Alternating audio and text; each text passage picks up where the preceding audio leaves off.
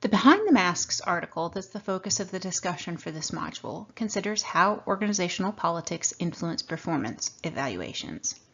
And notice I did not say whether it influences. That article provides food for thought about who completes the performance ratings and what influences those ratings, other than actual performance. It's also important to think about those topics independent of organizational politics, though. In theory, performance ratings need to be completed by a person or people who have first-hand knowledge of the performance of the person being rated. While we might think of a boss or supervisor as being the one who does evaluations, they can be based on ratings from peers, those who work for the person being rated, and even by people outside the organization, like customers and suppliers.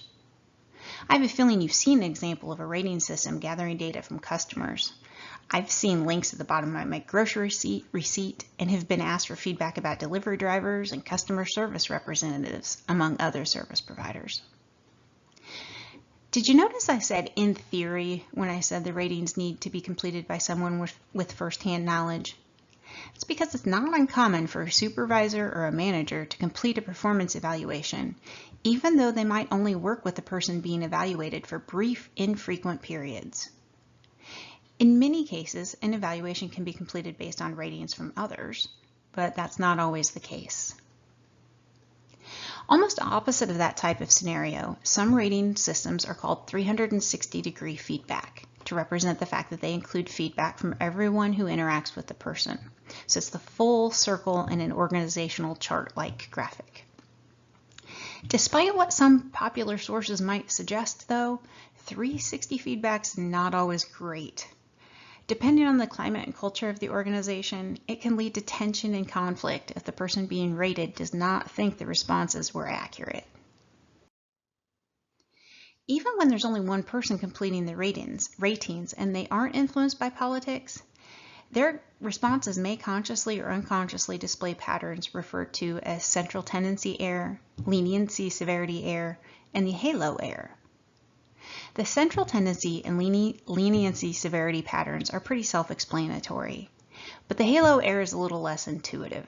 It's different than leniency. It's not halo as in they perform like an angel, which would be more of a leniency error. It's where the rater gives the same rating on different dimensions for one reason or another. So it's a little bit more like an aura error.